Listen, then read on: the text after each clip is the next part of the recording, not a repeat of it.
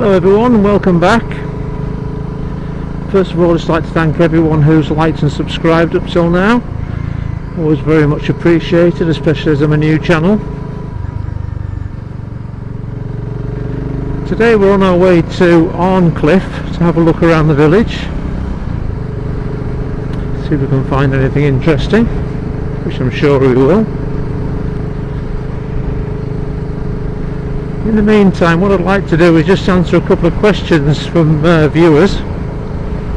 First one is what gear do I wear?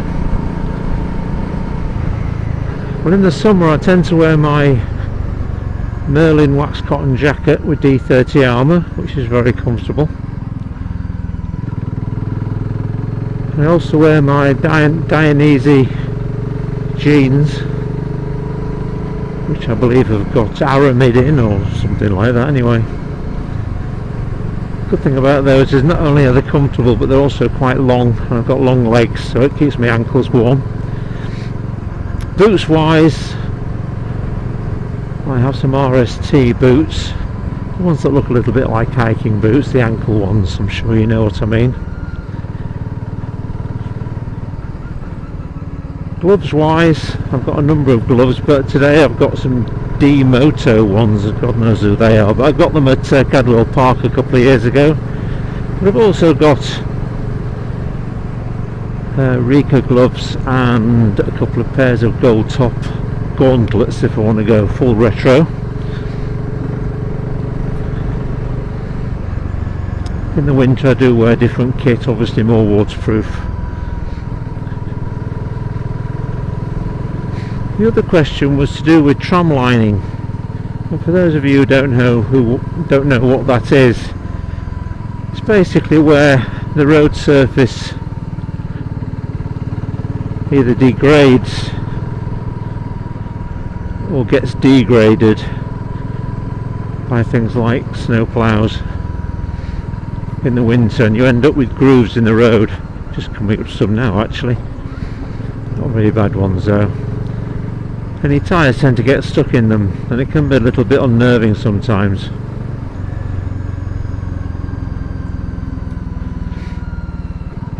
So I think the principle, well certainly the principles that I stick to, are the three tenets of motorcycling, which is safety, stability and position. So you should never sacrifice safety for the other two. So with that in mind, what I tend to do, if I can, when faced with tram linings,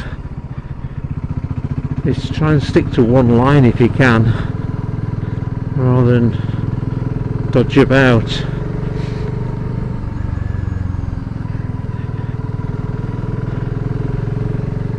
It's not always the case where that's always the best alternative, but I find it generally the best. And of course slow down as well, that always helps.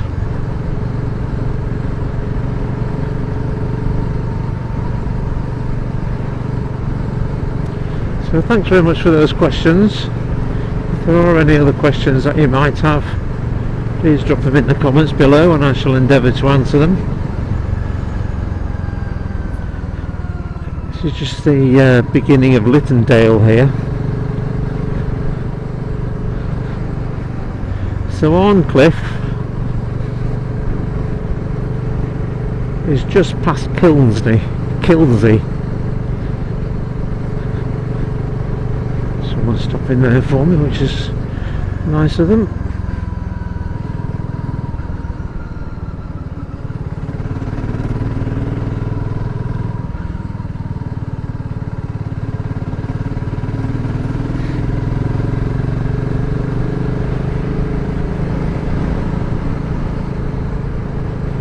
The weather's pretty reasonable today, sunny periods. I think it looks like the sun's just about to come out actually, so hopefully we'll have a sunny walk around. Just coming into the village now, so I shall catch up with you shortly once I parked the bike up and got myself sorted. See you soon. So here we are in Arncliffe. What you can see in front of me is the Falcon Inn. Now this was featured in the original series of Emmerdale Farm, and I believe it's also featured in the series All Creatures Great and Small as well. The village itself was first mentioned in the Domesday Book 1086, and the name Arncliffe comes from the Old English for Eagle's Cliff. Depending on where you read the history from, some say it's an Old Norse word, but I'm guessing really Old English is more likely to come from the Norse anyway, isn't it? So let's have a look around, see where this road takes us. You can usually tell the really old properties by the windows, like this one in front of us here on the left. Got really small windows, because when these were built, glass was very expensive, so they had to have small windows because they couldn't make the panes of glass big enough. Look at the name of that, Philly Jonk Farm, and that building was built in 1730. Wow. Now this bridge that we're heading over is one of the little packhorse bridges, I believe, and I think this stems from about 13th century, I think. I'm just having a look on YouTube as we speak, sorry, on Wikipedia as we speak.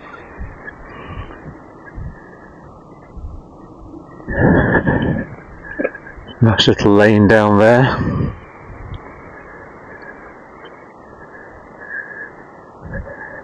You can just imagine the horses and the carts coming over this little bridge, can't you? And in the distance there, you can see Lytton Dale. Isn't that beautiful?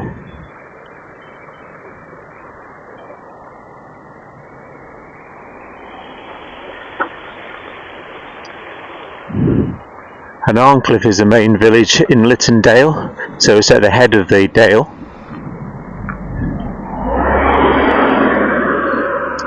And Lytton Dale's quite an interesting dale in that it's one of the very few in the Yorkshire Dales that isn't named after the river that flows through it. So for example, Wharfdale has a river Wharfe flowing through it, but Lytton Dale has the Scurfair. So I suppose by rights it should be called Scurfair Dale. So there's a 13th century church in the village as well, or rather it originated in the 13th century, but I believe it's been restored and renovated since then. It's a little bit of a walk, I think, but I'm sure we'll be able to find it and know exactly where it is. A lovely big village green, and you get a real sense of space here.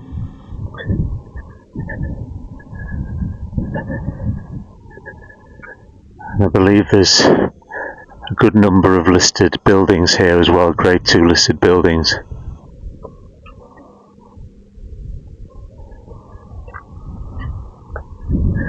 Not sure whether I'm allowed to walk across the green or not, I better not.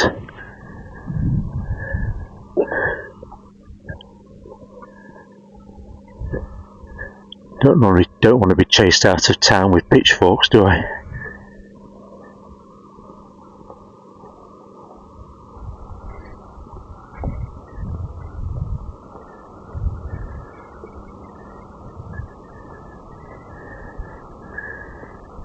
This little structure here, I wonder what that is. I'm guessing it's a watering place for horses that used to pass through, perhaps.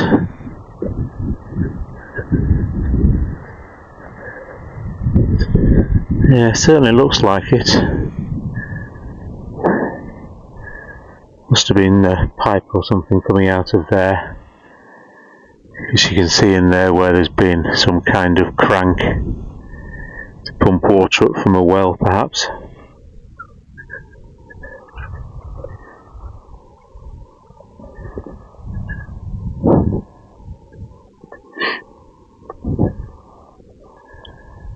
So some of these cottages are really ancient as I wander down here.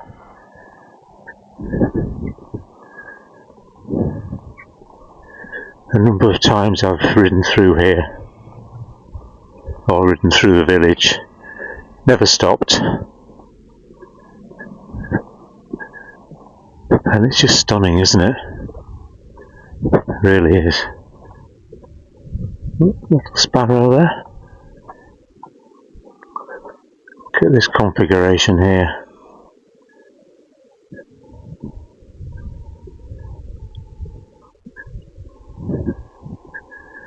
So where does this bring us out?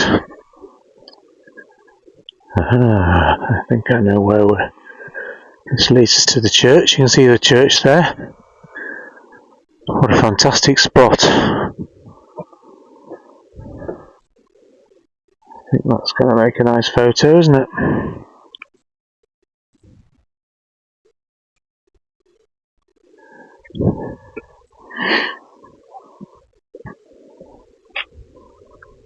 So the tower of the church is from the 13th century. The rest of the church, I believe, was renovated in the 18th and 19th centuries. If I'm wrong with that, I'll put a correction up on the screen, but from what I read, that's what I seem to recall. Let's see how we can get into the church. As I said in my last video, I'm not a religious person, but I do like a good church. Very breezy today. Fellow traveller there, another fellow traveller, and another one.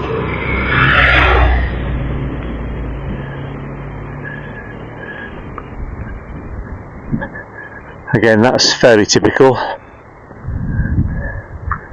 Is this the right way to the church? It is a Sunday, so maybe. Ah, yes. Doesn't look very busy.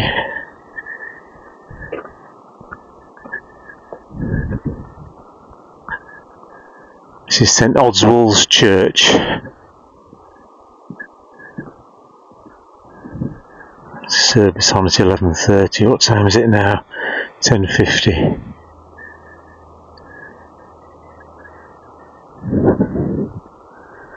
Wow. That's great, isn't it? Look at that tower. Hopefully you can see it okay. What a setting. Absolutely superb.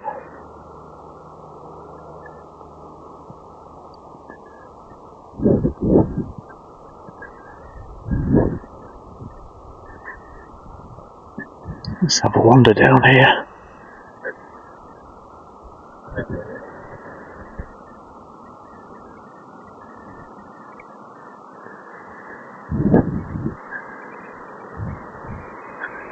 Right by the side of the river, look. Nice bench here, what a beautiful place to sit and relax.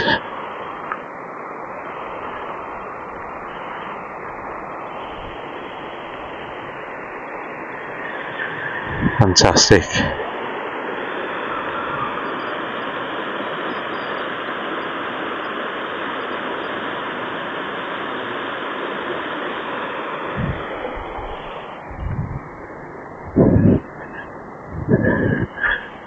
Bench has seen better days. But I think I know where I might be stopping more often to have my sandwiches. This is interesting, all these stones. Bits of Yorkshire stone are being used as headstones. It's a nice idea, isn't it? Some little toys on that one. Sounds like it's going to be very sad. What does that say? In loving memory, Joseph Malcolm Ingleby.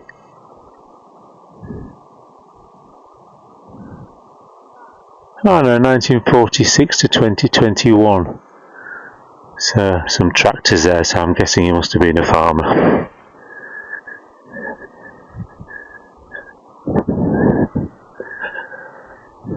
Bet these walls could tell a few stories.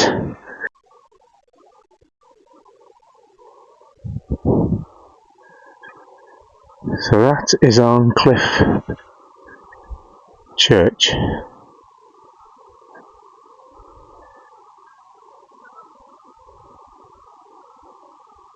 Wonderful. Right, let's see what else we can go and find. Let me consult Wikipedia. What else can they tell me about Arncliffe? So the population is around about 150 people. And it's actually administered by North Yorkshire Council. Oh, there's also a Commonwealth War grave here. Now the last place I went there was a Commonwealth War grave. Wasn't there? At Hebden. I think I've just spotted it down here. Let's go and have a look. It's probably this white one.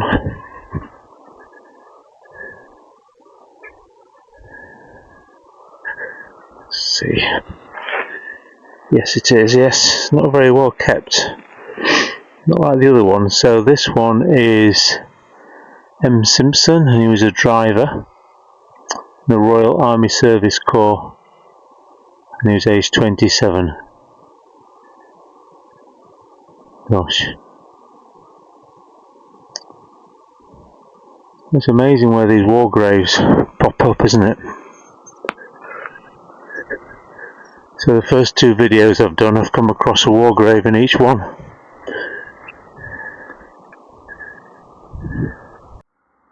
So yeah, so that's Arncliffe.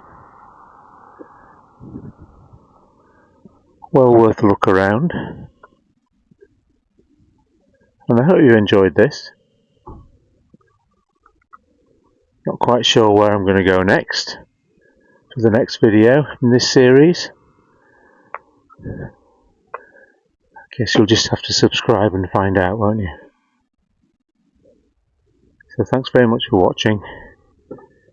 As I say, if you could subscribe and like, I'd be so grateful. And with that, I shall say goodbye.